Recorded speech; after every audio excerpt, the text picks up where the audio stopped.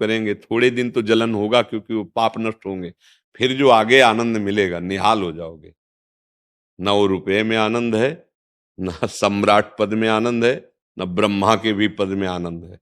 जो आनंद स्वरूपानंद में है, भगवदानंद में, वो कहीं किसी न पारमेष्ठम न महेंद्र धिष्णम, नाम जप, अच्छे आचरण और सब की सेवा, यही गुरु मंत्र है।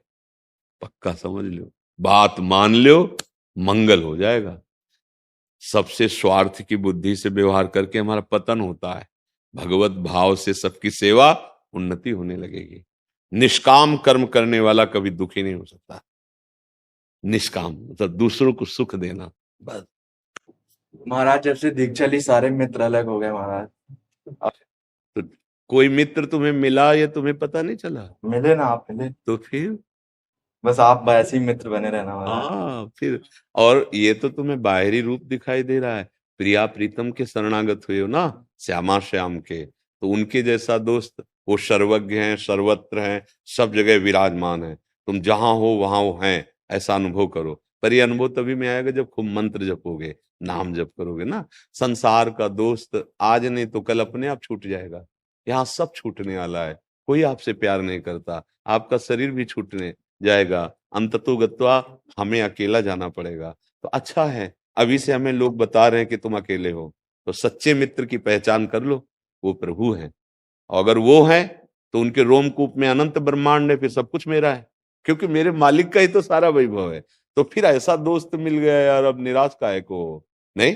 अच्छा, हाँ नहीं, बिल्कुल भले आए और धन्य है। बस हम तो यही बधाई करते हैं, राधा राधा राधा, राधा राधा राधा, बस राधा राधा राधा सबसे बड़ी बधाई, सबसे जीवन की अमूल्य वस्तु, और जीवन को समस्त दुखों को मिटाकर परम सुख में स्थित करने वाला राधा राधा राधा राधा अगर पकड़ लो तो खुद राधा नाम सुधा रसम रसी तुम जिह्वास तुम्हें विह्वला।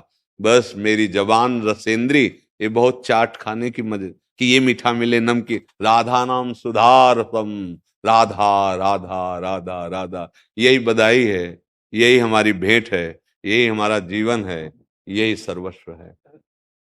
शुरू से मैं व्यभिचारी रहा हूँ, कुसंग सबके संग। जी, आप तो सुधार अब करो। बाबा मेरी स्थिति बहुत डाउन हो गई है, मेरे सपन दोष होते हैं और मेरी स्थिति बिल्कुल, मेरा सिर, मुझे हाँ नींद नहीं मतलब आती देखो रात देखो, रात ये को। गलत अभ्यास का परिणाम है, अभी कुछ नहीं बिगड़ा है। आप महाराज जी नपुंसकता आ गई बिल्कुल। अच्छा, हम चीख चीख करके जब देखो, यद्यपि हमारा विषय नहीं है, हमारा विषय प्रिया प्रीतम वैराग्य मार्ग के पथिक, पर इसलिए करुणा करके हृदय में कि जैसे अपने परिवार का सदस्य कोई गिर रहा हो तो फिर उसकी बात सुननी चाहिए और उसको सहयोग देना चाहिए, जो भगवान ने हमें ज्ञान दिया है उसके अनुसार। इसीलिए कई वीडियो ऐसे पड़े हैं, पर वो इसीलिए ए सावधान हो जाओ, नहीं गृहस्थी लायक नहीं रहोगे। अब उस शब्द को आप जो आप बोल रहे हैं उसी पे उतार लीजिए। आप असावधान हुए तो देखो, आप खुद कह रहे हैं, तो शांत हो जाइए। जैसी भी परिस्थिति है, अपने ही कर्म की है, अब संयम से चलने लगिए। आज तो कुछ मिला क्या आपको? कुछ हाथ लगा कि अब मैं कृतकृत हो गया, मैं सुखी हो गया? आप लोग तो गृहस्थी में रहे हो, मनमानी आचरण किए हो, हर तरह से आप सुख लेने की चेष्टा की है, हर क्रियाओं में। आज बताओ, पश्चाताप, चिंता, शोक, और आप ऐसे कर रहे हैं, स्मृति का डाउन हो जाना। अब बोलो जिंदगी क्या रह गई? आप भोगों की चिंतन करके जलेंगे, क्योंकि भोगने की योग्यता नहीं रह गई। बोलो परिणाम आया ना, हानिकारक है ना।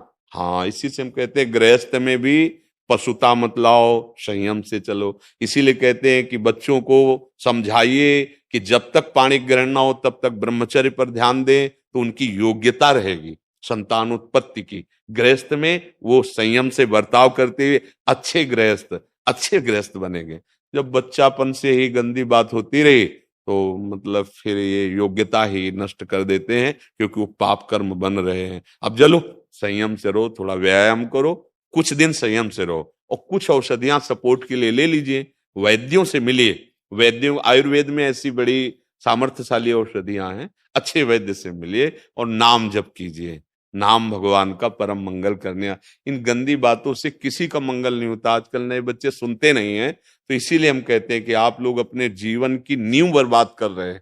नए बच्चे जो है ना, मान लो आप लोगों की तो अवस्था थोड़ा बड़ी हो गई, अभी हमारे पास ऐसे बच्चे आए हैं जो 12, 13, 14, और हालत ये है कि जो तुम्हारी हालत है वही हालत उनकी हो गई। अब बच्चे खिलवाड़ खिलवाड़ में उन छोटे बच्चों से सीख गए, अब उनको तो बस उसी में लग गए।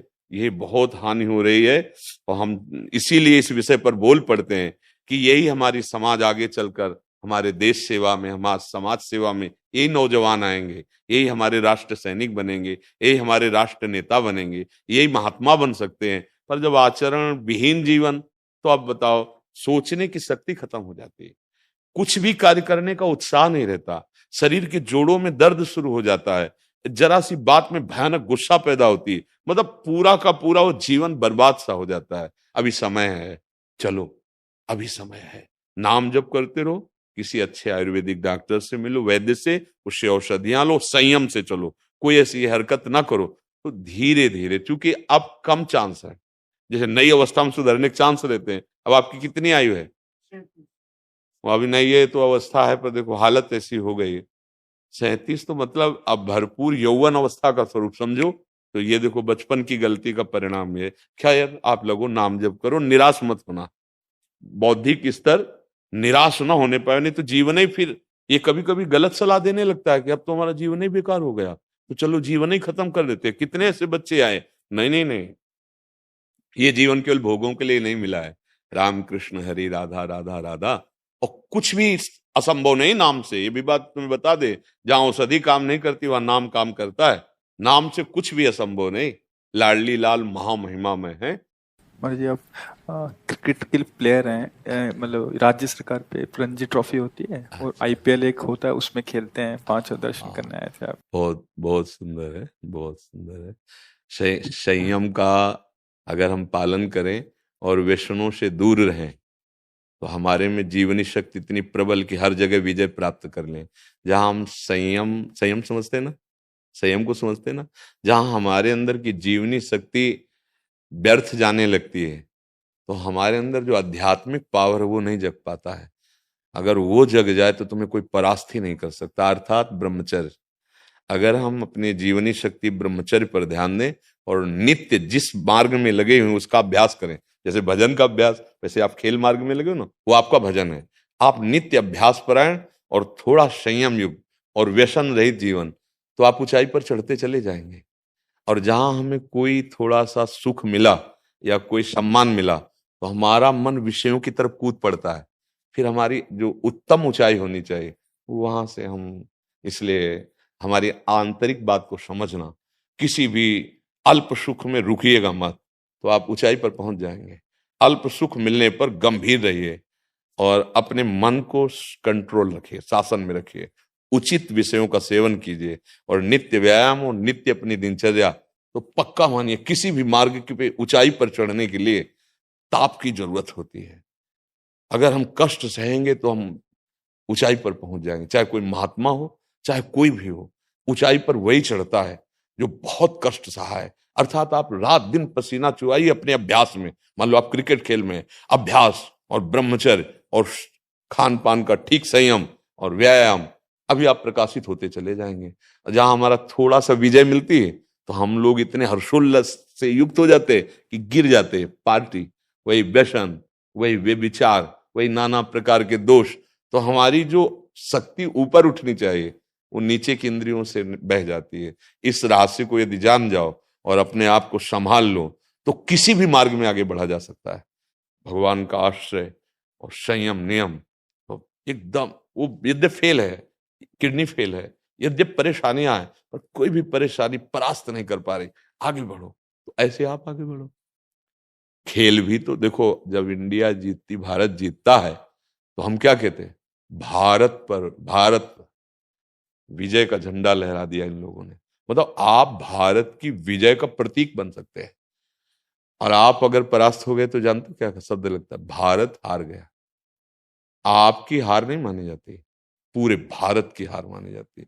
और जब अपने लोगों कानों में पड़ता है किसी विषय में भारत विजयी हुआ, तो छाती फूलती नहीं, क्योंकि हम भारतीय तो है ना, चाहे बाबा जी हो चाहे कोई भी हो, है तो तिरंगे के नीचे ही ना। तो ऐसे आप हमारे भारत की शान है।